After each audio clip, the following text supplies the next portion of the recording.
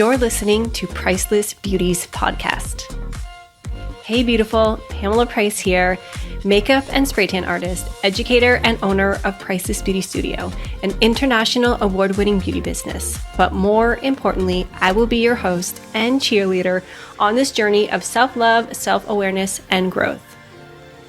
Life didn't come with an instruction manual, and entrepreneurship can be a lonely and scary road at times. I am personally inviting you to join me on this brave adventure together while I chat with women just like you who open up and share their secrets about their business, their inspiration, and their stories. When we empower one another, great things happen. All right, babe, thanks so much for pressing play. Hey, welcome, Maryam, to the Priceless Beauties Podcast. I'm so happy to have you on here. You're always such a pleasure to work with. We recently worked together on a photo shoot and we reconnected, and I'm like, Maryam, you have to come chat with me on my podcast. You're like a serial entrepreneur, and I know you have so many things on the go, so I just wanted to get on here and chat with you. So welcome. Thank you so much for having me on. It's actually my first podcast, so this Ooh. is really exciting for me. Well, you're in the online space a lot, so it doesn't feel like it would be unnatural for you to even have your own podcast. Right? No, I've been thinking about it, so maybe this is the push that I needed to do it.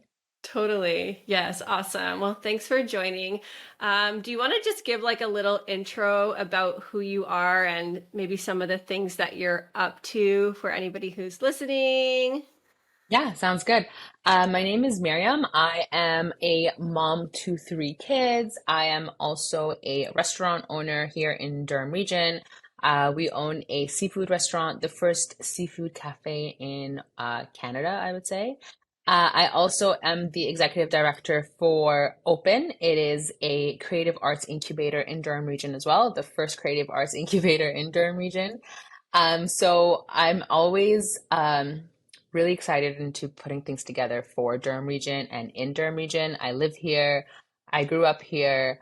I know what is missing from just being up here, and I'm sure Pamela, just you being up here too, you know the things that Durham needs. So I'm always kind of working on plans behind the scenes of how we can make that happen. Not necessarily for me only, but like for also like our kids that are here and everyone else that's here. I want them to have like all the things that we wish that we had growing up. Yeah, I love Durham. I didn't love it when I first moved here because I moved from Toronto, and I was like, "There's nothing here." Yeah, But it's growing. I've been here for now over 10 years. It is growing. The community is growing. The businesses are growing. So I love that you're part of the initiative to make things happen around here, especially for the younger people in that creative field, since that's the field I'm in. So that's what I'm passionate about, beauty, but it's also having your own business. A lot of creativity is required. a So, 100%. um, And yeah. that's the thing when we started Open, like we were talking about creative entrepreneurs, which kind of gets broad, right? Because creative entrepreneurs, I mean, everyone has to be creative to be an entrepreneur. So we had to kind of narrow it down to what it is specifically that we wanted to address. And I think the biggest problem that we had is that a lot of our friends grew up in the music and film industry, but they had to leave Durham to get into the industries or even get any experience in the industries or even just being in the same spaces with other people in the industry. There's no space like that here in Durham region. So we decided like, okay, since we always had to travel downtown to be in these spaces, to know these people, to kind of like even get a little taste of what that creative career could look like, Yeah. why not try to put together something here for them? So that's kind of what we did. We're in our fourth year. We survived the pandemic. We're in our fourth year. We did a lot of in-person events when we first started, and then we shifted to online events. But we're back to in-person events again, and it's just so exciting to see everyone in the same room again, kind of feeding off everyone's energy. So it's kind of like everything we set out to do is finally coming back into existence. I love that. There's a lot of great things that you shared there. So I just wanted to touch on that as, young people, we are told like go to school, like in high school, you have to try to figure out what you want to do for the rest of your life. Then you're going to probably go to university or college, spend a lot of money, and not really know if you have any idea if you're going to like what it is that you're spending the next, however many years in school doing. So I love that you are creating an opportunity for people to have that taste of what it is that it might look like if you're moving into that creative, maybe TV, film, music, that side of the creative industry. So how does that work? Like you said, you have an upcoming event. I think you're coming up this fall. A space for different projects or different people in that industry. What does that look like? Give us an example of what that looks like. Yeah, so our upcoming event is a showcase.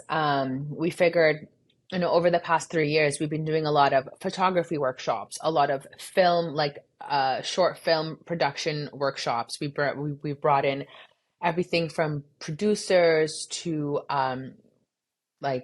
photographers that are making waves right now, just on the big on like just like in a big way. Like we have the same photographer that was doing all not all of our workshops because we get different people each time, but she's now taking photos for Drake. Now she's on tour doing their stuff in the back end. And these are the people that grew up in Durham Region, that are from Durham Region, that are hosting these workshops, that are putting this together for the community. And like they're not even really getting paid for it. They're doing it for the love of the community.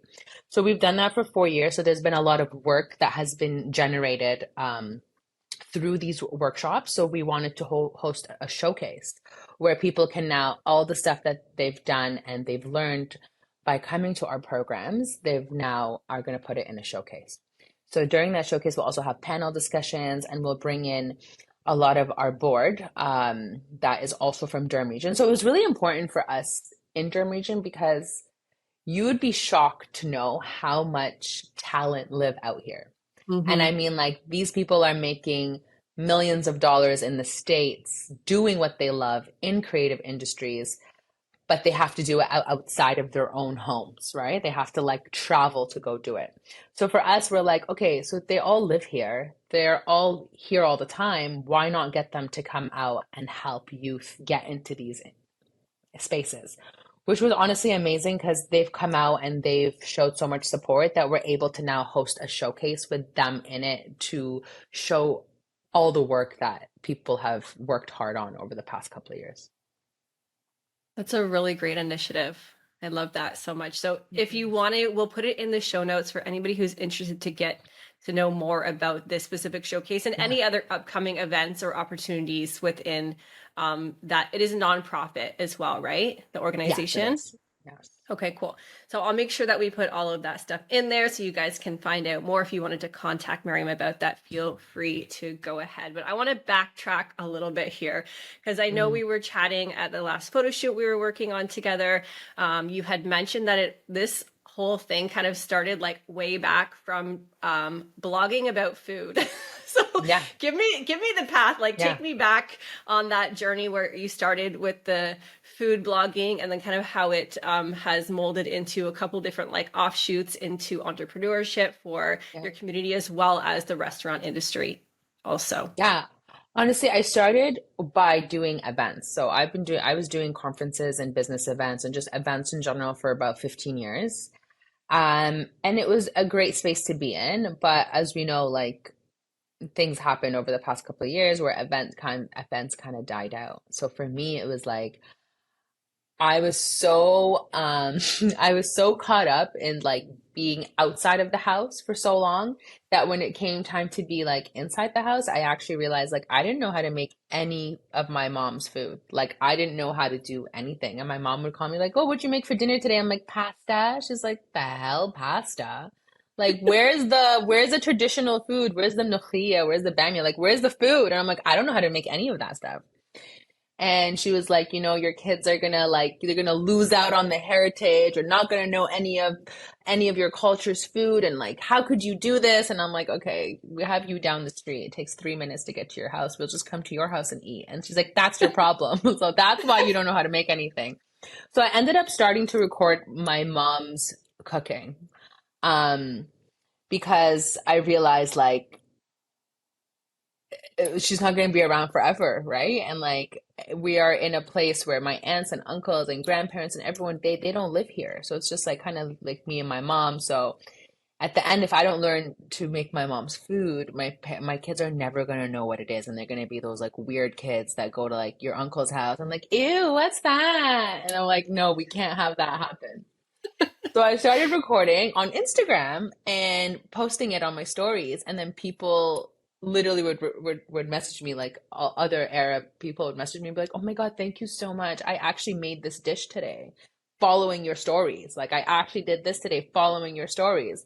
And I'm like, "Hey, it's not just me. I think it's all of us. Like all these people that came to the country, we just decided to like let go of all of our food and kind of just do the easy stuff."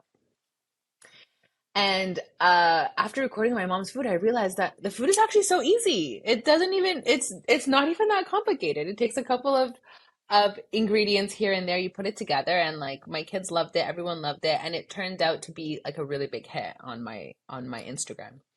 So I translated that into a blog, and then I realized like we could because we started working on opening our own restaurant, and Durham Region doesn't have a lot of like mom and pops. We're a very franchised town, let's put it that way. Like Yeah. all the big franchises are here, and like there's probably 4 or 5 places that are actually owned by people in Durham Region, like in Ajax, right? Hmm. So I was like, why don't I just highlight these places? Because now, like, I'm getting a couple of hits on the blog. People are starting to follow me here and there. And because I put Durham Region everywhere in my bio and everything, it turns out I'm getting a lot of people from Durham Region. So, okay, let me like talk about the food scene. And it turns out like there's no real food scene. So I was able to talk about like 5 places. But it was like it felt good, right? It felt good to just like, hey guys, did you know that this person does this? Oh, where do you get your hair done? Oh, this place. Yeah, I went to other place, totally messed it up, so go to this place. Oh, where did your lashes? Like because Durham is so small or Ajax is so small, like there's like not a lot of people you can go to. So it was nice to like kind of let people know about them. And then now we're growing so big, right? Compared to 10 years ago when you first got here, Yeah. compared to now, we're like almost doubled on how many people have moved up here. So we're growing really fast. So it was a good time to get into the region and like start making waves in the region because like now when people come here, they're like looking for anyone that knows anything. Yes. And then they can check you out. And Yeah, thank you basically. for recommending us as well, because I know that you have recommended us. Some of your family members and friends and different followers have come to us for some of their beauty services. So we appreciate that so I much. literally tell everyone about Pamela. I'm like, yeah, I went to a wedding and it rained and only my lashes didn't fall off and everyone else's lashes fell off because Pamela did my makeup. And they're like, oh my God, who? I'm like, here's her contact. Call her if you don't want your lashes to fall off. I appreciate that so much.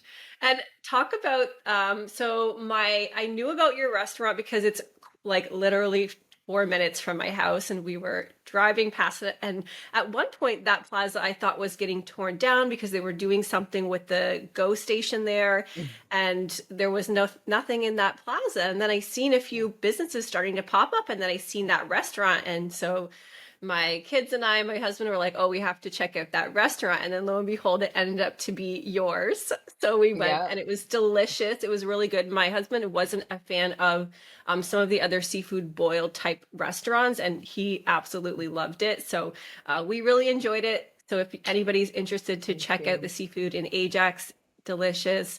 Um, how did you guys get started in that? Because that was at a weird time as well during the was it the Everything. end of the pandemic or mid-pandemic that you guys started that? Yeah. I mean, no one really knew what the end was, right? We were kind of like, Right. we're kind of sick and tired of this. I think we took it on as something like we've been looking for space for a while. We weren't sure if it was going to be an Ajax or not. We were looking for space because I always wanted to open a coffee shop. So that was like the original idea is to open a coffee shop. Well, when you sit and do the math on the coffee shop, you need more things of substance. Like you need to be able to make more sales. Like there needs to be an option for you to make more sales, even though a coffee shop is amazing and everything that comes with a coffee shop is amazing. It's like the sales per person amount just doesn't Too add up low. at the end of the month. Yeah, it's just too low. So my dad has been obsessed with wanting to open a seafood restaurant maybe for like the past like 10 years. He talks about it all the time and I'm like, seafood? Like where did we like why seafood? And he loves seafood ever since we were kids. Like we grew up on seafood all the time. And he's like, trust me, guys, like this is a great idea. I know if you guys take this on, you're gonna kill it. And I'm like, no, I want to open a coffee shop. And he's like, coffee shop? Do you want to make money or not? And I'm like, yeah, I want to make money. He's like, all right, well, seafood is the spot. And he's going back and forth. We somehow combined the ideas into a seafood cafe. So I looked it up and like there's a couple in Europe by the waters and there's a couple here and there, but there's nothing in North America that combines seafood and coffee. And the reason why we combine seafood and coffee is because we are a house that doesn't drink alcohol. So it would be like really random for us to sell alcohol when we don't drink alcohol, we don't buy alcohol. Like it's just not within our family structure or within our traditions. We just don't do it. We are obsessed with coffee. We have our Turkish coffee, our Yemeni coffee. Like there's just so many options for coffee. There's cardamom coffee. So we're like, we can elevate it and have like a seafood cafe instead of it being a cocktail bar, it'd be a coffee bar. The first 6 months of us opening, so many people would come sit down and be like, where's your drink menu? Here you go. We give them a coffee menu and they're like, where's your drink menu? Oh, we don't sell alcohol here. They're like, how did you do seafood with no alcohol? And that alone is like a hoop we had to kind of like, or a mountain we had to Yes. cross. And it was only for the first couple of months where people just expected to walk in and find beer because you're selling crab. Like, how can you sell crab without beer, right? To them, like so many, we'd get that question all the time. Like, I don't know. I've never combined crab and beer before, so I don't know what you guys know. We're not on the same level. But then people were just like, who cares, right? Like it got to a point where people would just come in, they enjoy some lobster rolls, some fish tacos, or a seafood boil, and then they would, go to the bar down the street if they wanted to get a drink with their friends. But the first 6 months, it was like shocking to people, like jaw dropping. Like, how could you own a restaurant without an alcohol bar? But like everything, you kind of just like you set the standard of what you want, whether it be in your beauty business or your restaurant or Right. whatever. And I think we're all so caught up in like, well, this is what people want, right? Like we should do what people want. But sometimes I feel like we go against like our own beliefs just to give people what they want. And it's kind of Yeah. like, I think that was like the biggest thing I had to learn like this past year is just like you do what you want to do in your business because it represents you. And then the people that agree or don't agree or whatever it is, that's how you find your people, right? That's how you Right. find your community. So it was good though. Like now, like at first we were like, maybe we might have to like, I don't know, add non-alcoholic beer. Like, I don't know. Like we got that question so many times, but we stuck with it and it turned out to be like really good. There's so many people that come in and like, I actually appreciate the fact that I don't have to drink when I get here. Like some places you feel like you need to get a drink because you're in there and that's how they make their money or whatever. But it's like not even like that with us. It's just we want you to come in, have a good time, eat with your hands, bring your family. Like it's not a big, dress up before you come, or it's just a very like relaxed environment. Yeah, and I loved the music that was in there too. And I mean, you could dress up if you're into Yeah, that. you could. Yeah, It's it's set up in a way where you totally could. But I yeah. also it's kind of like set up in a way where you just need to like come in and just be free and sing along to the music and move around. Like it's a very chill environment the way that we put it together. Yes, I enjoyed it. And would you say like that's the biggest obstacle with starting because it isn't a franchise, right? So it didn't have a base, it wasn't recognized that you didn't have an umbrella to fall under to ask questions or to go through these Nothing. different things. So what would you say is like, I mean, other than the alcohol, what would you say has been like the biggest challenge with starting something like brand new like this? You guys haven't been in the restaurant industry before. So, because I know your husband works there as well, like Yeah. he left his We didn't start there. career. Yeah. Yeah, he started his career in insurance to kind of like, work with us. And then my dad also took a step back because he's now like, you know what? I think I'm gonna live half my year somewhere hot. But yeah, have fun. See you later. Like he's getting to that age. So it was just kind of it's more like me and my husband in it. At the very beginning, like if we were to have this podcast 6 months ago, it would be a very different conversation because 6 months ago, I was like, what the hell did we get ourselves into? Right? Because you really don't know anything. Like you think you know, right? And I even went on YouTube, like how to open a restaurant doesn't exist. Yeah, just so you guys know, you can't YouTube that. That one is you can't YouTube. Well, Um, maybe they can now after this podcast. After that's true because like it is not a joke. You think because we spend our whole lives feeding people. I mean, my mom is that person whose house was always full of 30, 40 people, and she loves making dinners and she loves putting together and like hosting and putting together everyone from like different groups and bringing them together. That was always my mom. So it was kind of like in our blood to be like feeding the community. It's kind of like what we've done our whole lives. But this is a different type of feeding the community because people are spending their hard-earned dollars with you, right? And you can't be like, oops, sorry, like my bad. We thought that it tasted really good today, but I guess it's not that, not that great. Well, come back tomorrow, we'll make it better. Like it's not like that, right? People are spending Mhm. their money. People have worked really hard for that money. They're coming here with their family. They want an experience, and it's on you to make sure you give them the best experience. So when it came to prep, we had no idea what prep was. We had no idea that there were certain things you had to do before people came. We thought like, people come, they order, and then we start making the food. No, that's not how it works. We found that out after 6 months. And like we only found that out because someone left a Google review that was like, I'll come back when they get their prep in order. And I'm like, prep in order. Maybe I should ask someone about that. Called my friend who works in a kitchen. I'm like, what am I supposed to do for prep? He's like, I don't get it. I was like, I made the sauce. Isn't that enough? He's like, no, you gotta like prep stuff. Like you gotta like make your like season your fish and have it ready. And I'm like, but what if no one orders it? He's like, that's part of your job to do. Like you have to figure out how many people are going to order this today, and then you have to have it ready. And I'm like, but what if they don't order it? He's like, then you throw it out at the end of the night. What? He's like, that's food costs. That's how it works. And I was like, so I don't make it when they get there? He's like, no, you make it in the morning and prep it.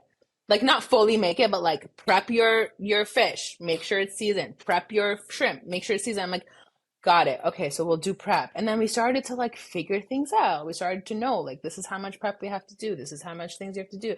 This is how you do it. Like we didn't know any of that. Can you imagine opening a restaurant and not knowing that you need to prep food at the beginning? So when everyone was like, "How long have you been in business?" I'm like, "4 months." And like, "Oh, so you owned a restaurant before that?" No. You were in the hospitality industry before that? No.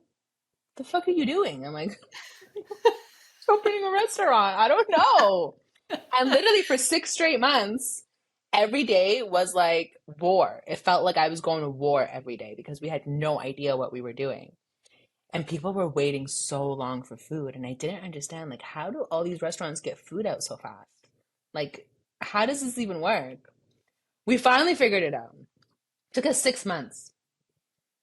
So when That's people have grand wild. openings for restaurants, I always be like, yeah, I'll show up after the first 4 months because I actually know how it goes. Don't Yeah. go during grand openings. It's like the worst time to go to a restaurant. Oh my gosh, that's so wild. Well, my food was nice and quick, so Amazing. you must have Took us already six figured it months to figure out. that out. Okay, no, that's so good. Hey, beauties. Have you ever thought about starting your own spray tanning business? If you've been following me on social and you know my story, then you know that I've had a lot of fun and success in my own journey as a sunless artist. If you think you might be interested, I invite you to check out spraytanclass.com. And if you decide it's right for you, use code PRICELESS at checkout. That's PRICELESS. Wow. Yeah, it's so interesting because even if you were to like YouTube or take a course or work somewhere, you may have learned one thing, but there's still going to be so many other things that you just have, it's like you never stop figuring stuff out, Never, never, right? never. And like recently we figured out that we can actually get our supplies a little bit cheaper than somewhere else. Like you always have to be like working to figure out how you can cut your costs. Because that's the number thing with restaurants is like it costs a lot to operate a restaurant. And if you even like don't pay attention to one thing for a whole quarter, at the end of the quarter when you start like putting your, numbers together, you realize like, man, you lost a lot of money in places where you didn't have to do that. But that's why restaurants like their margins are so low, right?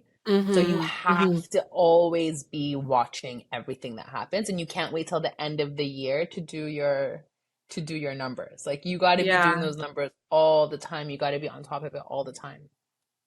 Yeah, I have an aunt who's in the restaurant business as well. She's retired now, but she she has some stories, and she Yeah. said the same thing like about she's like, you don't really make a lot of money in the restaurant industry. And I was recently in Florida and we ate out way too much. Yeah. I'm Yeah, you regretting have that, to. but we ate it a lot. And I'm just like looking around and I was thinking about that. And I'm like, there's restaurants everywhere. There's so many Everywhere. restaurants. And I'm just like, why are people like working this hard and, putting this much on the line? Because I've worked as a waitress, Yeah, in you know how restaurants it is. before. I did that in Mm-hmm. college or whatever.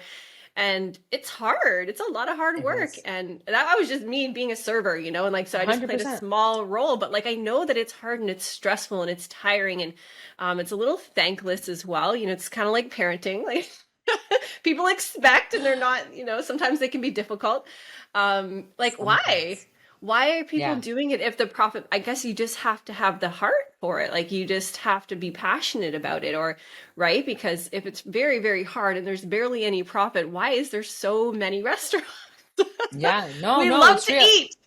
Yeah, if you do it right, I mean, if you do it right and you do it from a place of business and not a place of passion, you'll probably make more money. I'll put it that way. Hmm. If you Hmm. do it because you love it and you want to put in the extra fluff here and the extra fluff there and do all this extra stuff, unless you have the clientele for it already, it is really hard because people's expectations and how much they're willing to pay for it is very skewed, Hmm. And I which I'm noticed, sure also in the beauty industry is as well. yeah, that's a whole other I feel like people are conversation. like, oh my God, that's so expensive. Like I hear that a lot sometimes where I'm like, yeah, I did my hair and makeup, and then you tell them that amount and they're like, oh, like that's all like a lot. And I'm like, no, it's Hmm. really important that people know that. Yeah. I mean, it's a cost of doing business, right? So with our bridal, we get that a lot. Our price points jump significantly for our bridal. And what people fail to realize is when you come, say for a spray tan, for example, Hmm. you go on my Instagram, you book your appointment, you may send me a DM or one phone call. You come to your appointment, we'll probably send you one text follow up or maybe two follow ups, depending, what happened. So Yeah, there may have been maybe in total an hour's worth of work done right. other than the softwares and other back end cost products, Yeah, things like that. But yeah, when it comes to that, bridal, there might be 100 points of interaction on every single right, client's file, and that could be I don't even know 20 hours or more per client. for So sure. when you come, it's like at a restaurant, you come, all you see is the end result, the food on your table.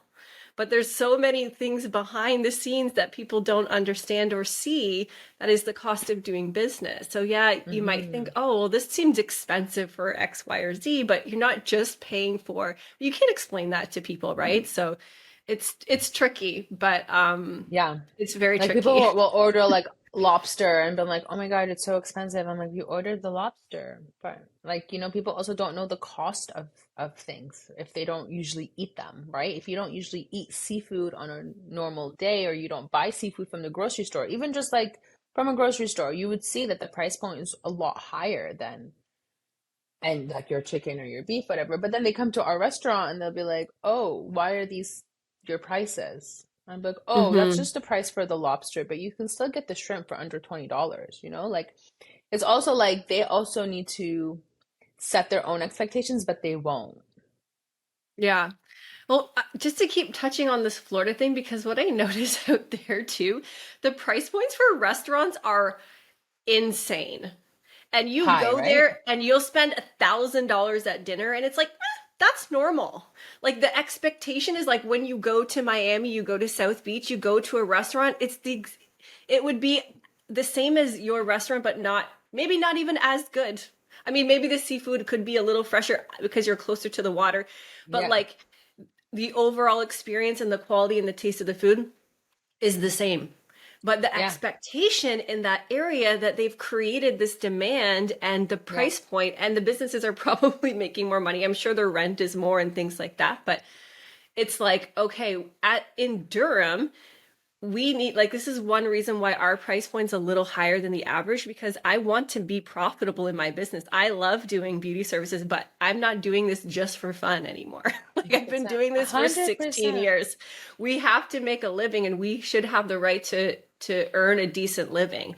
And I think in Yeah. Durham, because we're in the suburbs, it's like automatically people think that we should be cheaper. Our food should be cheaper, our housing should be cheaper, our services should be cheaper, but it's like our costs are Newsflash. the same.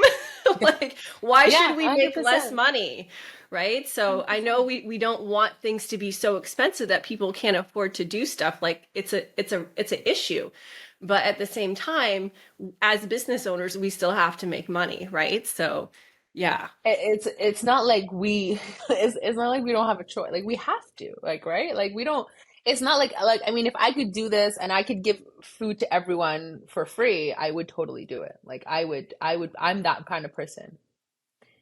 Yeah, I love doing I would still do beauty services for free if I Yeah, had but a we money can't tree. because yeah, it was literally my we have kids and families and houses and lives and we can want to continue doing this for people. We want to continue feeding people. We want to continue having a restaurant. Like there's just so many things that we would want to do and we have to keep our prices a certain level to do them.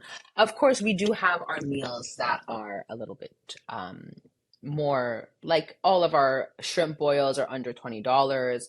All of our tacos are under like we are so reasonably priced I feel at like the it same was time. super affordable.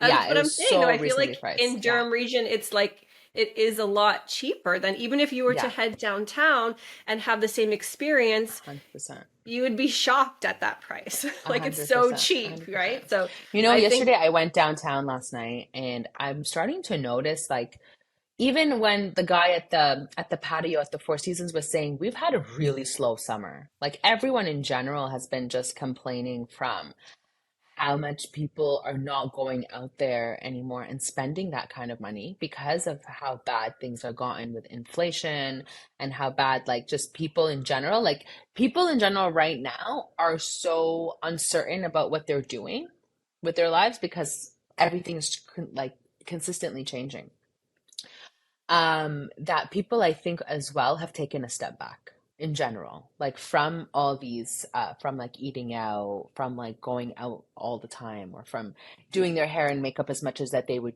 mhm. usually do. Like I'm noticing that trend over the past 2 months. Yeah, we had a slower season, still consistent season, but like slower than last year. It's hard to gauge because the year post COVID, it was crazy, busiest Crazy. season we ever had because everyone was just Yes, like catching up on all of the catching up. things, doing all the things. So we were really busy. So this year we did kind of slow back down, not Yeah, back down. We're still growing, but but still, yeah, slower for than sure. last year.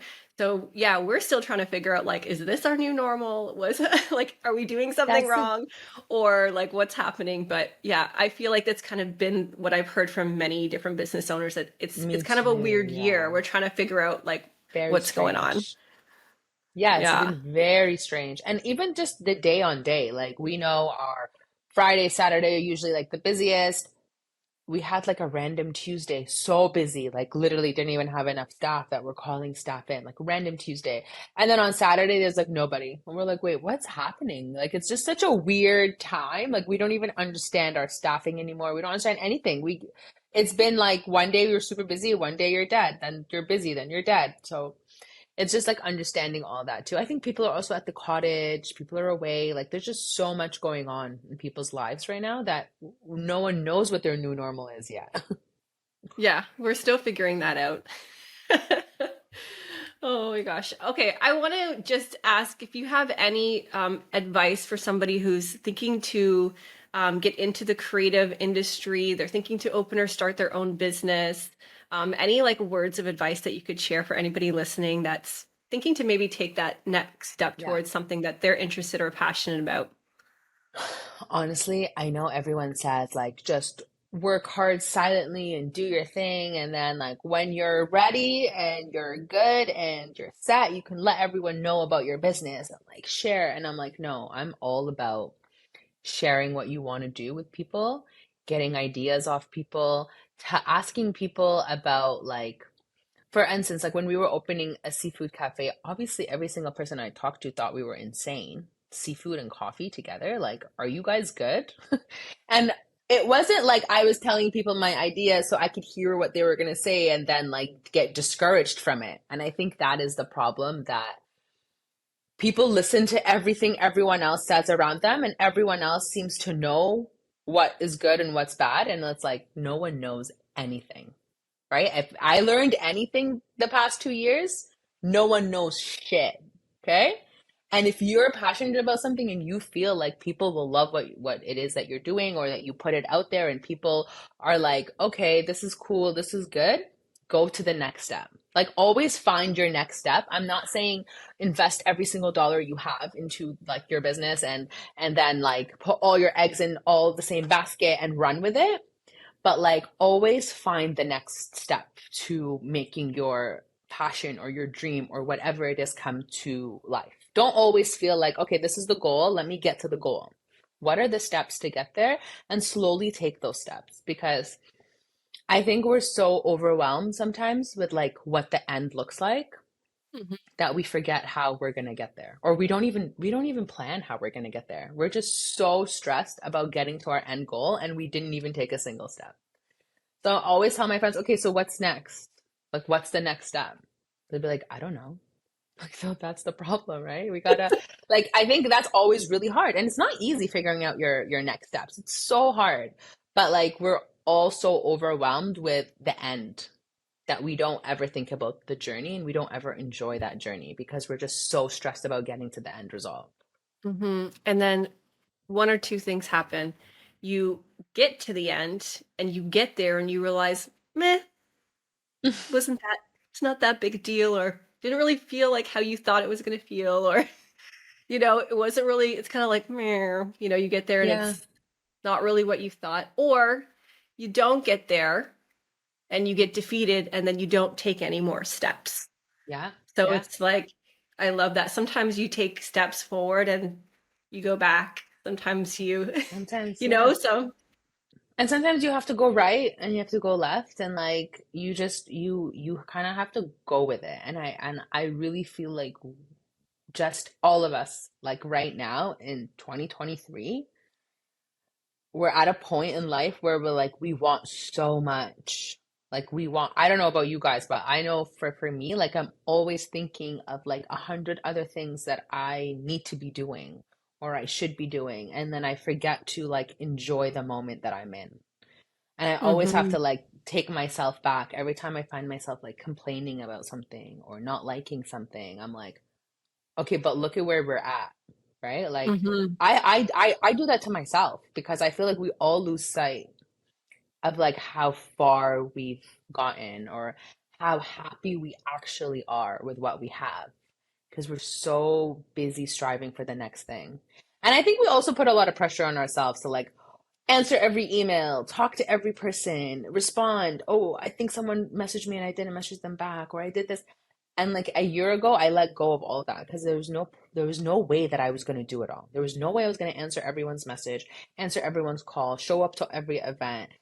go to every school concert, go to every like I think like that expectation of being everywhere all the time like drove me crazy. So I had to like take a step back and be like, it's actually okay if my husband goes to his spring concert tomorrow without me and sends pictures. Like, it's actually okay that if this happens or I didn't respond to this person's Instagram message, I will respond to them when I see them or I'll say hi to them when I see them. Like, I don't know. Like, I just kind of let go of all those expectations that society has of us, that they want us Mm-hmm. to like it's too rude if you don't respond or you're stuck up or you I'm like no, it's like people don't have the capacity to do it. Like I don't even get offended about any of that. If I send an email, I don't get a response, but I need an email back. Maybe I'll wait 2 weeks and I'm like, hey, just wondering if you got my email. And I'm not mad or offended or think that person is slacking or anything like that because I know for a fact they probably have a million two things on their plate and responding to my email is not the first thing, and that's fine, and that's perfectly fine because that week they were really busy. And I would hope people have the same expectation of me, honestly, because like Mm-hmm. I Mm-hmm. think we don't give I don't think we give people enough grace. Yeah, like we're all just still human trying Right. to do this thing, you know? Trying to do and I learned that in the restaurant industry is I realized like people don't give people grace. Like they just don't give them the opportunity to even fix things. Like people will walk into a restaurant, something happens, they get their order late, the person beside them got their order before them, whatever it is, they're mad, they have a grudge, they're upset, they'll never say anything, right?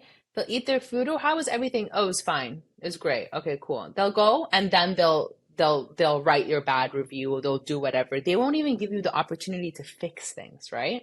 And I think like that's just us. Like we have this expectation of people. We have this expectation of being at a restaurant. We have this expectation of being at a spa. We have an expectation, whatever the expectation is, at school, at university. We have these expectations, and then we won't allow people to get it wrong, right? Like, how dare they get it wrong?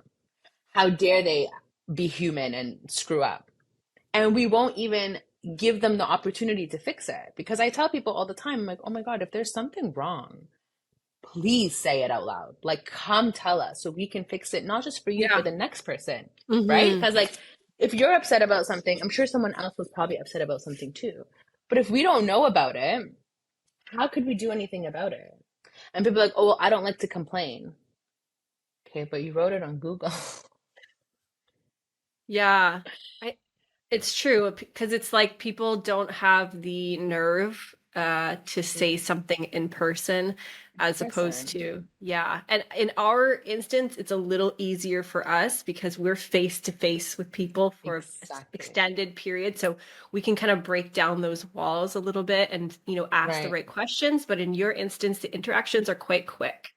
So they Right. might not have that opportunity to feel like 100%. they can say something, right? So Right. Right. um, it's tricky, Yeah. but I don't know how It's you very can kind of tricky. get around that, but You it's can't. You it's just have to just charge it to the game. You have to just be like, this is part of owning a restaurant and just accept it and kind of run with it. But it's just like but like 10 years ago, we weren't like that as a like, I mean, as a society. Like we weren't like that. We weren't sitting there waiting for someone to screw up so we can go write about it later.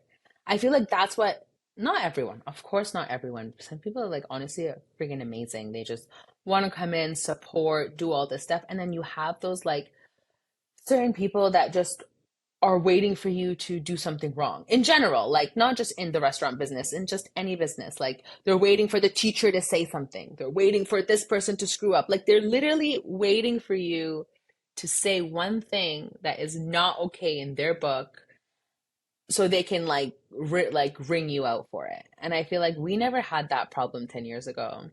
And it's like people's expectations of people are so mind-blowing now. it's very true. And I guess, like you said, it's something that you don't necessarily have the control over, except for No. setting the expectations within your team and your staff and creating the environment where people feel comfortable and safe and included. And that's all you have control over is how you 100%. respond to it, right? So, 100%. yeah, 100%. yeah. But like those are just the kind of challenges that we deal with on a day to day. And like it's just like accepting that to be like not putting it on you. Like, right? Like that's not I can only control so much. And like my staff can only control so much. And the kitchen can only control so much. And my suppliers can only control like there's so many hands involved, right?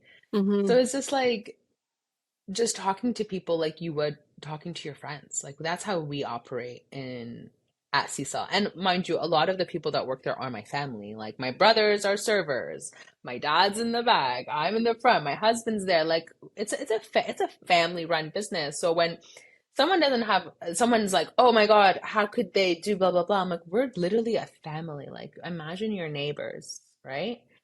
How would you say to your neighbors? You would be like, hey, today's food was a little like too much garlic. Can I, and we can switch it for you. Like we are literally your next door neighbors.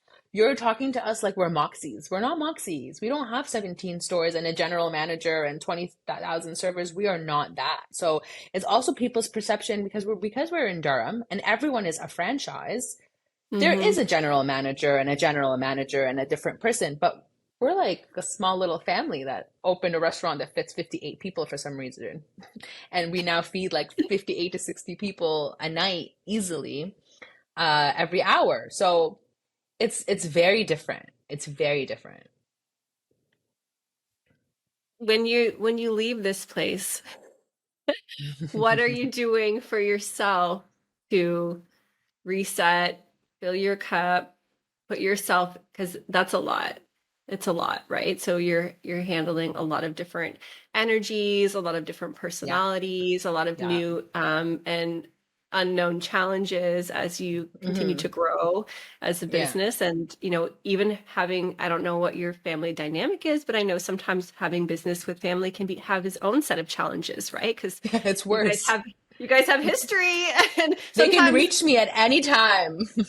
you know That's so the what problem. do you do outside of work to kind of fill your cup to reset, because ultimately you are your business and your business is you, and you bring all of that into your businesses and to the projects that you work on. Yeah, yeah. Honestly, for me, taking the kids and just going, whether it be by the lake or my parents have a little cottage by Rice Lake, and it's like 40 minutes from us. And whenever things hit the fan, just like drive up 40 minutes and sit by the water for a bit. And that's our summers basically, because when you own a restaurant, you can't just leave the country most of the time. So our leave the country is like either we had our wedding anniversary actually last month. So my husband randomly booked a random Monday to Wednesday in Vegas. Like it was the most random time. There was no weekend because we can't leave weekends. So it was like during the week, beginning of the week, we went to Vegas for 3 days and we came back. And that's like our vacation during our this is high season for us. I'm sure it's high season for you as well. But that's basically what we do right now. And then in the winters we leave and we go spend time with family in the UAE. That's where my grandma is and my aunts and uncles. And to me, that's when my heart is the most like that's when I'm like the like feel the best. I feel the best when I'm around my family. Not the family that I work with, the other family. We won't let them listen to this episode, don't worry. I'm the thing is I'm the oldest, right? Out of all the brothers and sisters. So I'm the one kind of who they come to when they like there's problems and they'll be like, okay, so what do we do now? So now I'm just like, I don't know, you guys are old enough. Go figure out your own problems. YouTube So it. now they stop, yeah, now they now they stop consulting. And what's They're so your funny. favorite quote or mantra that you are living by right now? What's meant for me will never miss me. Like everything that's meant to be around you, be with you, no matter what you do, it's always going to be there. And then what's not meant for you, no matter what you do, you'll never get it because it's not supposed to be for you. And that's how I live my life. So whenever everything goes south, I'm like, wasn't meant for me. My husband's like, I don't think you're supposed to do that like all the time. I feel like you're supposed to like get a little bit irritated about it. And I'm like, no, I'm kind of done with that because you can only control so much in Yeah. life. There's no sense giving too much energy to something that's out of your control, right? 100%. Amazing. Well, I want you just to share your content again. We will put all of the links to all Miriam's, to her blog, to her website, to the Sea Salt Cafe, to any events that she has upcoming in there. But for anybody who might be just listening, because we will have this as a podcast as well as on YouTube, if you could just share any places that you want where people could connect. She might not respond for 2 weeks, but So, just know yeah, yeah, just know I see it and I'm gonna respond, I promise. No, I'm just joking. No, like honestly, some days I'll just be on my phone, super quick response. Like within 3 seconds, I have responded. And then other days when I'm not on my phone or it's down, I have my Instagram notifications off. I have a lot of like of those off because I feel like we're so bombarded. Like, Mhm. how do you know what to answer first, second, and third with Instagram and WhatsApp and LinkedIn and like I don't know about you guys, but there's just so many like things that are always beeping on my Yep. phone. Yeah. So you can find me at Maryam Umnuh, so MaryamMunuh on both Instagram, I believe Facebook as well. Do people still use Facebook? I think so, right? I'm also on www.umnuh.com and thatopenspace.com. But we'll put that all in the show notes. Yes. Amazing. Well, thanks for chatting. That hour flew by. Right? And I hope to see you again. And I got a few ideas. I'm like thinking, oh, maybe for one of your events that we could have like a how to get into makeup and hair for film and TV. I don't do a lot of film and TV, but I know a couple artists that do. So maybe I could connect you with them, or we could do Yes. makeup for photo shoots or something like that. I don't know. Yes. I wrote down Yes. a few Yes. ideas. So Yes, we actually have we have a sorry, while we're on here, we have a database in that. So when you go to thatopenspace.com, there's an opportunity to be in a database for anyone that does hair and makeup for music and film or photography. If you want to add yourself to the database, we actually give them to when we get requests from production studios, we get requests from directors, producers that are looking to fill in some spaces, we can give them awesome. access to that database. So you can I add love yourself to that. it. Okay, cool. Well, I'll put that link in there. And yeah, if Perfect. any ideas or opportunities come up that we could be of use for any of your upcoming projects or initiatives, you know where to find me. Perfect. Thank you, Pamela, Hey, so much. thanks, girl. Okay, Thank you so talk soon. much. Ciao. Bye. Anytime. Bye. Hey girl, thank you so much for hanging out with us today. If you enjoyed this episode, please share a positive 5-star review. And as a thank you for your love and energy, my team will send you a free copy of my social media content and goal planner. Please screenshot it and email it to info@priceless-beauty.com so we can get that to you right away. Until next time, let's stay connected on IG. Come say hello at Priceless Beautygram. And don't forget, you are worthy and capable of achieving anything your heart desires.